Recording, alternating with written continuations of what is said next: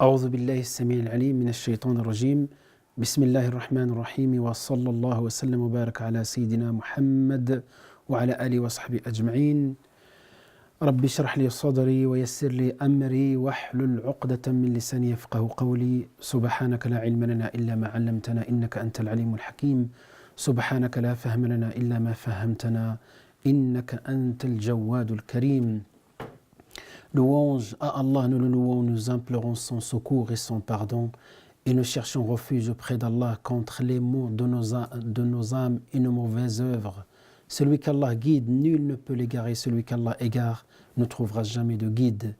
J'atteste qu'il n'y a point de divinité digne d'adoration en dehors d'Allah qui est unique et sans associé, et j'atteste que Mohammed est son serviteur et messager, qu'il a honoré son dépôt, transmis le message, levé le voile de l'ignorance et lutté dans le sentier d'Allah jusqu'à sa mort.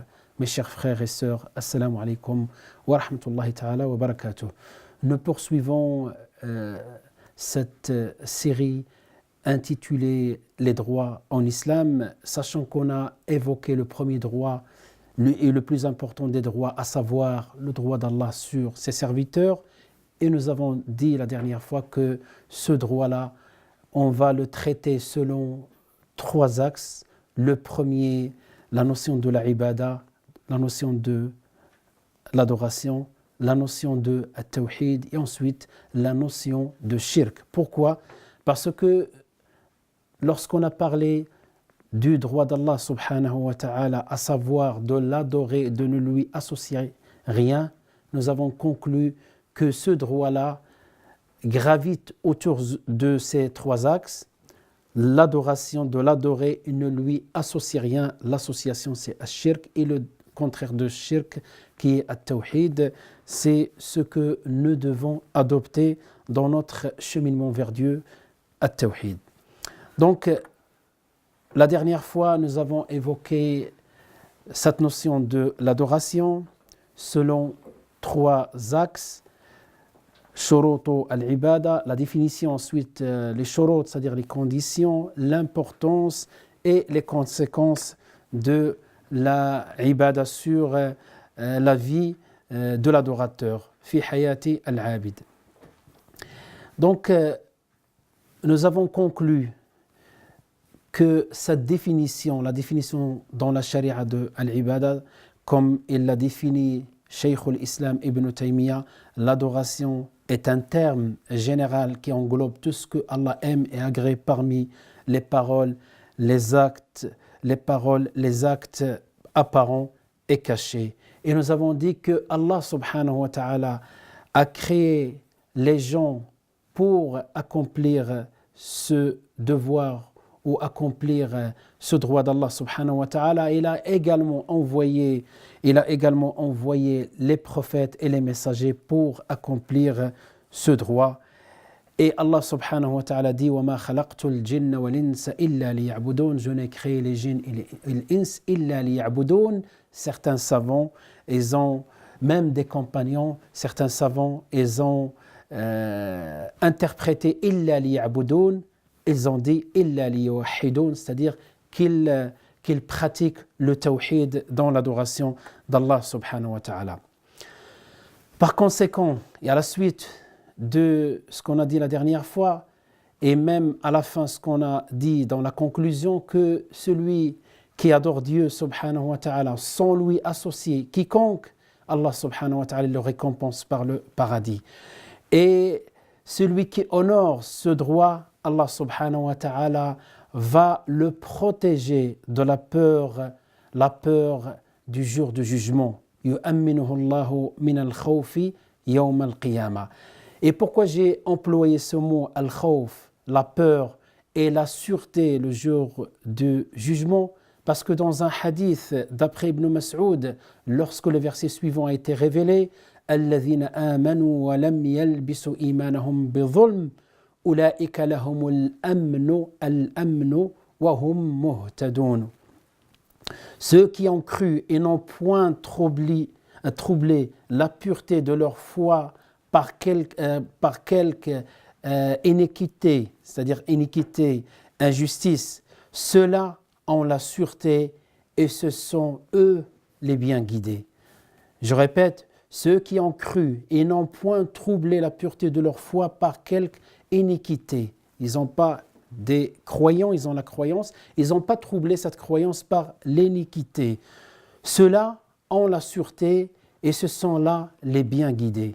Donc ce verset parut difficile par rapport aux compagnons parce que si on observe une lecture apparente de ce verset, c'est que ceux qui ont troublé leur croyance par une injustice, ceux-là, ils ne font pas partie de ceux qui seront sauvés, qui seront parmi ceux qui sont en sûreté. Al-amn yawm al-qiyamah. Cela paraît difficile par rapport aux compagnons. Nous avons dit, ô messager d'Allah, qui n'a jamais commis d'injustice parmi nous? Donc, on se pose tous la question, qui est-ce qui n'a pas commis d'injustice parmi nous, envers lui-même, envers d'autres? Et les compagnons, ils ont compris ce sens-là, que s'il s'agit de n'importe quelle injustice, ça leur paraît quelque chose de difficile. Et le prophète sallallahu alayhi wa sallam corrige cette compréhension par une autre compréhension. Là, il ne s'agit pas de n'importe quelle injustice, il s'agit du politisme. Il a dit sallallahu alayhi wa sallam, il ne s'agit pas de ce que vous pensez. L'injustice ici, disait le politisme. N'avez-vous pas entendu la parole du serviteur pieux, Luqman? Parce que Luqman, dans le Coran, il a dit, et lorsque Luqman a dit à son fils, tout en l'exhortant, ô mon fils, ne donne pas d'associé à Allah, car l'association est vraiment une injustice énorme. Là, l'injustice s'agit de l'injustice qui est employée dans le verset précédent, c'est l'injustice de Ash-Shirk. D'où l'importance et la raison pour laquelle on doit connaître ce shirk qui est une injustice envers qui? Envers Allah subhanahu wa ta'ala. Et d'où l'importance de connaître aussi la notion de tawhid, parce que le contraire de shirk, ne pas commettre le shirk, ça veut dire qu'il faut adopter le tawhid. Et c'est pour cela aujourd'hui, Inch'Allah, on va essayer de parler des définitions de tawhid comme la définition de la ibada qu'on a citée auparavant. Donc le mot tawhid dans la langue arabe, l'origine et la racine du mot tawhid, wahhada yuwahhidu, est le fait de rendre quelque chose unique. Et dans la religion, les savants istalahu, donc ils sont d'accord sur une définition, c'est affirmer à Allah l'unicité en ce qui le concerne, dans sa souveraineté, sa divinité et dans les noms et les attributs. Tawhidullahi fi ma yakhussuhu min rububiyatin wa uluhiyatin wa asma'in wa sifat. Trois choses, trois types d'unicité, trois formes de tawhid. Donc, ce qu'on peut dire par le premier tawhid, c'est-à-dire réserver à Allah subhanahu wa ta'ala ce qui le concerne par rapport au tawhid de la rububiyya, tawhid de la souveraineté ou de la seigneurie. Le deuxième tawhid, le tawhid réservé aussi à Allah subhanahu wa ta'ala, le tawhid de la divinité ou bien de l'adoration, tawhid al-uluhiyya ou tawhid al-ubudiyya. Et le troisième, le tawhid de l'asma wa sifat, le tawhid des noms et des attributs d'Allah subhanahu wa ta'ala. Donc on va commencer par définir le premier tawhid, la première forme de tawhid, sachant que les trois tawhid composent et forment le tawhid d'une manière générale. Tawhid al-rububiyya, l'unicité dans la seigneurie, qui vient du mot seigneur, al-rab, ou bien la souveraineté. Donc comme ils disent al-ulama, huwa ifradullahi ta'ala bil khalqi wal mulki wat tadbir, l'unicité de la seigneurie, ou bien, donc quand on va employer la seigneurie ou le mot souveraineté, c'est la même chose, c'est tawhid al-rububiyya. Donc l'unicité de la souveraineté consiste à croire qu'Allah, exalté soit-il, le créateur de toutes choses, le possesseur et le gérant. Donc le créateur, le possesseur et le gérant. Donc déjà par rapport à cette forme-là, et qu'elle est subhanahu wa ta'ala, celui le créateur sans associé, celui qui gère le monde sans associé et celui qui possède le monde sans associé. Donc ça c'est le premier al-tawhid. Ensuite, le tawhid de al-uluhiyya, ou bien on l'appelle aussi tawhid al-ibada, tawhid, l'unicité de la divinité et ou bien l'unicité de l'adoration. Les savants disent ça c'est le tawhid le plus important parce que même par rapport au verset coranique dans lequel Allah subhanahu wa ta'ala dit وَمَا خَلَقْتُ الْجِنَّ وَالْإِنسَ إِلَّا لِيَعْبُدُونَ إِلَّا لِيَعْبُدُونَ. Là on parle de tawhid al-ubudiyya.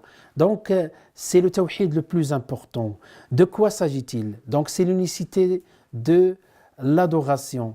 L'unicité de l'adoration, c'est-à-dire de telle sorte que l'adoration, comme j'ouvre une parenthèse, revenons et souvenez-vous, mes chers frères et sœurs, de la définition de l'adoration. Donc, le tawhid de l'adoration, consiste à croire que toutes les adorations doivent être vouées à Allah subhanahu wa ta'ala, voué exclusivement à Allah subhanahu wa ta'ala. Et c'est bien le sens de la ilaha illallah. Parce que les savants aujourd'hui ou demain, aujourd'hui et tout le temps, la définition de la ilaha illallah, c'est la ma'bouda bihaq illallah. Et c'est pour cela quand on traduit la ilaha illallah, on emploie l'expression suivante, il n'y a pas de divinité. Donc vous voyez, nous avons parlé de la divinité, de tawhid al-uluhiyya. Il n'y a pas de divinité digne d'adoration en dehors d'Allah subhanahu wa ta'ala. Donc vous voyez, le mot la ilaha illallah, le tawhid d'une manière générale, a été traduit, a été interprété par le tawhid al-uluhiyya. Donc ces adorations, telles que la prière, le jeûne, le pèlerinage, les adorations cachées et apparentes doivent être réservées exclusivement à Allah subhanahu wa ta'ala. Et ce type de tawhid qui était l'origine des conflits des prophètes et messagers avec leur peuple, qu'ils étaient des polythéistes, parce que c'est comme le cas du prophète Mohammed sallallahu alayhi wa sallam. Et c'est les habitants les polythéistes, les habitants de la Mecque, lorsque on leur pose la question est-ce qu'ils croient en Dieu, bien sûr ils répondaient qu'ils croyaient en Dieu subhanahu wa ta'ala. Et le Coran confirme, mais de quelle croyance s'agit-il, ou plutôt de quel tawhid s'agit-il? وَلَئِنْ سَأَلْتَهُمْ مَنْ خَلَقَ السَّمَاوَاتِ وَالْأَرْضِ لَيَقُولُنَّ اللَّهُ وَلَئِنْ سَأَلْتَهُمْ مَنْ خَلَقَ السَّمَاوَاتِ وَالْأَرْضَ وَلَئِنْ سَأَلْتَهُمْ مَنْ خَلَقَ السَّمَاوَاتِ وَالْأَرْضَ لَيَقُولُنَّ اللَّهُ. Donc si tu leur demandes qui a créé les cieux et la terre et assujetti le soleil et la lune, ils diront très certainement Allah. Mais le problème se pose à quel niveau? Donc, si on observe par rapport à ce verset coranique que ces polythéistes, qu'Allah n'a pas accepté leur foi, et ils avaient, entre parenthèses, le monothéisme de la seigneurie, c'est-à-dire ils reconnaissent Allah le créateur, Allah qui possède l'univers et c'est Allah qui gère l'univers. Mais le problème se pose à quel niveau? Par rapport au niveau de tawhid al-ubudiyya, l'unicité de l'adoration et l'unicité de al-uluhiyya. Donc cette unicité, cette croyance, Allah subhanahu wa ta'ala nous la révèle dans le Coran en disant وَالَّذِينَ اتَّخَذُوا مِن دُونِهِ أَوْلِيَاءَ مَا نَعْبُدُهُمْ إِلَّا لِيُقَرِّبُونَ إِلَى اللَّهِ زُلْفَى. Donc voilà, par rapport à la seigneurie, par rapport à l'unicité de la seigneurie, nous avons entendu leur réponse. Maintenant, par rapport à l'unicité de l'adoration, leur réponse, Allah il dit, tandis que ceux qui prennent des protecteurs en dehors de lui, ils disent, ne les adorons que pour qu'ils nous rapprochent davantage d'Allah. Ne les adorons que pour qu'ils nous rapprochent davantage d'Allah subhanahu wa ta'ala. Et voilà maintenant le polythéisme dans ce qu'on appelle le polythéisme de l'adoration. Et Allah subhanahu wa ta'ala rejette leur croyance en bloc parce qu'il y avait une anomalie dans l'unicité de l'adoration et Allah rejette en bloc et n'accepte pas de cette croyance malgré qu'ils reconnaissent qu'Allah existe et que celui qui a créé la terre et les cieux, et Allah les qualifie de mushrikin, de polythéistes. C'est pour cela, mes chers frères et sœurs, chaque croyant, on peut tous dire la ilaha illallah, mais on doit être vigilant par rapport aux formes de polythéisme. Lorsqu'on va parler, Inch'Allah, du polythéisme, vous allez voir que, comme le prophète sallallahu alayhi wa sallam a qualifié ce polythéisme, des fois qui peut être imperceptible, khafi, quelque chose qu'on ne peut pas, des fois, détecter. Voilà ce que je peux vous dire aujourd'hui par rapport au deuxième tawhid, qui est le tawhid de l'unicité. Le tawhid de l'adoration. Il nous reste maintenant le troisième forme de tawhid, troisième définition de l'unicité, ou troisième catégorie de l'unicité, qui est l'unicité des noms et des attributs d'Allah subhanahu wa ta'ala.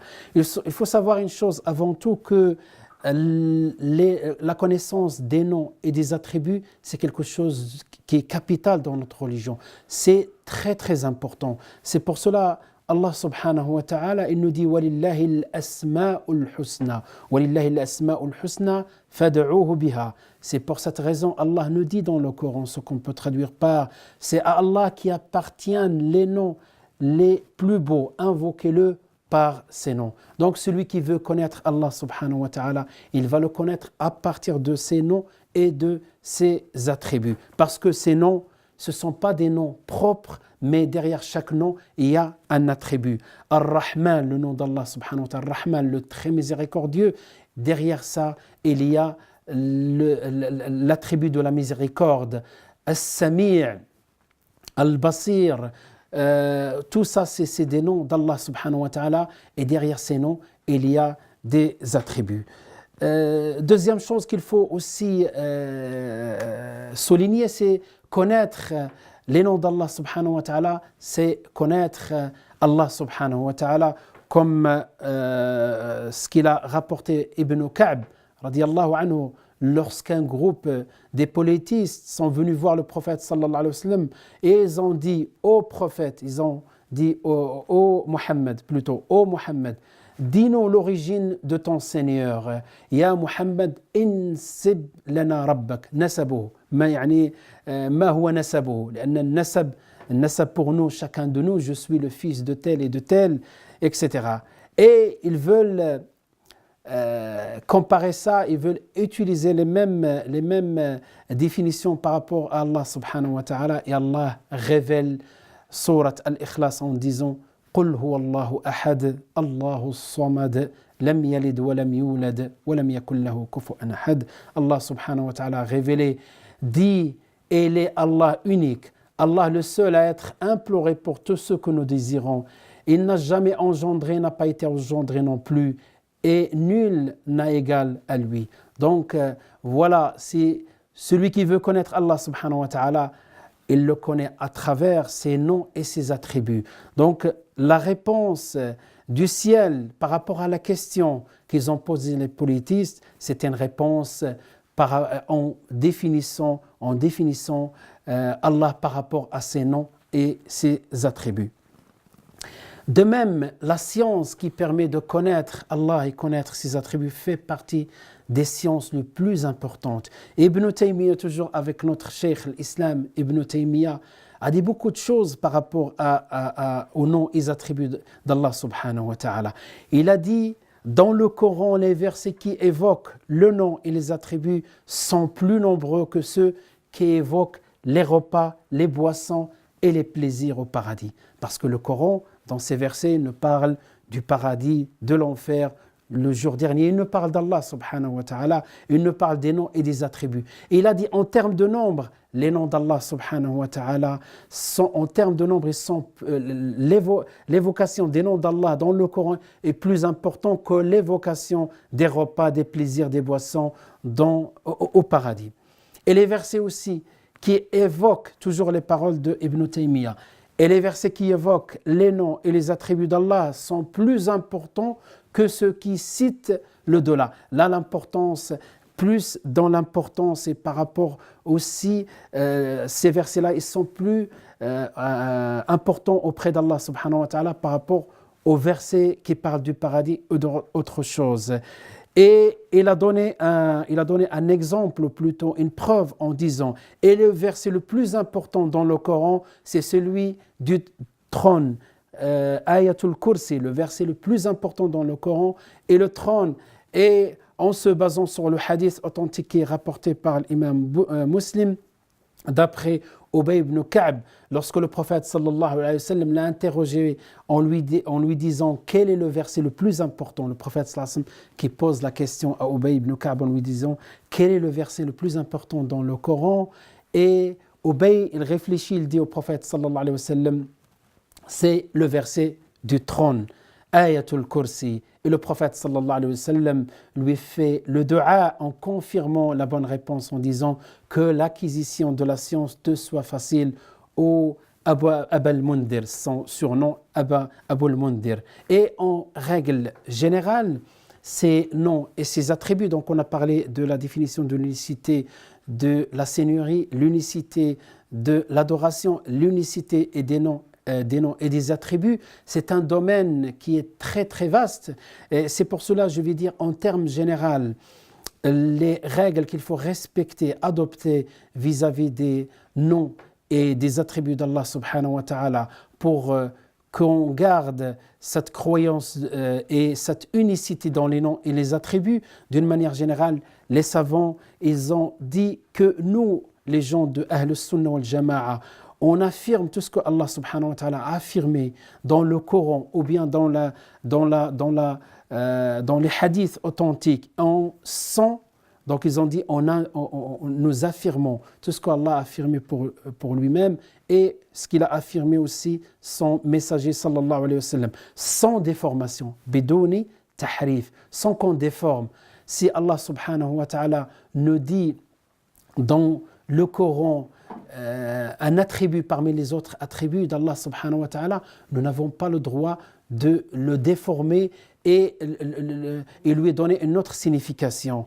Et sans négation, bidouni ta'til, sans négation, sans dire que non, c'est autre chose, ça veut dire autre chose et ça n'existe pas. Par exemple, Allah as-Sami', Allah as-Sami', Allah l'audient. Donc il ne faut pas dire que cet attribut n'existe pas et veut dire autre chose. Bidouni aussi takif, sans chercher le comment, et aussi la quatrième règle est sans chercher à donner une comparaison à Allah subhanahu wa ta'ala. Et je conclus par la célèbre histoire de l'imam Malik rahimahullah.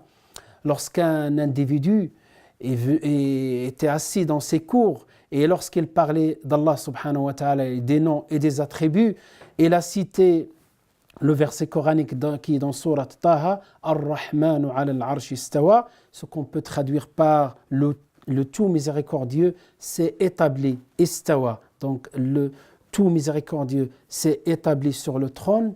Cet homme-là, donc il a commis une erreur en posant cette question, la question suivante, comment, astaghfirullah, par rapport à cette question, comment Allah s'est établi sur le trône, comment Allah istawa. Et donc l'imam Malik, il a répondu en donnant une règle générale par rapport à la connaissance des noms et des attributs d'Allah subhanahu wa ta'ala, en lui disant al-istiwa ma'loum, al-istiwa ma'loum, donc cette action et cet attribut de l'établissement est confirmé, connu, wal-imanu bihi wajib, et le fait de croire par rapport au istiwa et wajib, c'est un devoir. Donc vous voyez, il ne l'a pas déformé, il n'a pas donné le comment, il ne l'a pas nié et il n'a pas aussi cherché à déformer l'interprétation. Wal imanu bihi wajib, donc le fait d'y croire est une obligation. Was-su'alu anhu bid'a, et le fait de poser une telle question est une bid'a, c'est une innovation dans la religion. Et le comment, Dieu seul qui sait, donc on ne connaît pas le comment. Donc voilà, en conclusion, je reviens par rapport à Tawhid, la notion de Tawhid, la définition comme ce qu'ils ont dit les savants. Le Tawhid, c'est réservé à Allah subhanahu wa ta'ala et affirmer à Allah subhanahu wa ta'ala tout ce qui le concerne dans l'unicité de l'adoration, l'unicité de la Seigneurie et l'unicité dans les noms et les attributs. أقول قولي هذا وأستغفر الله لي ولكم فاستغفروه إنه هو الغفور الرحيم وصلى الله وسلم وبارك على سيدنا محمد وعلى آله وصحبه أجمعين والحمد لله رب العالمين.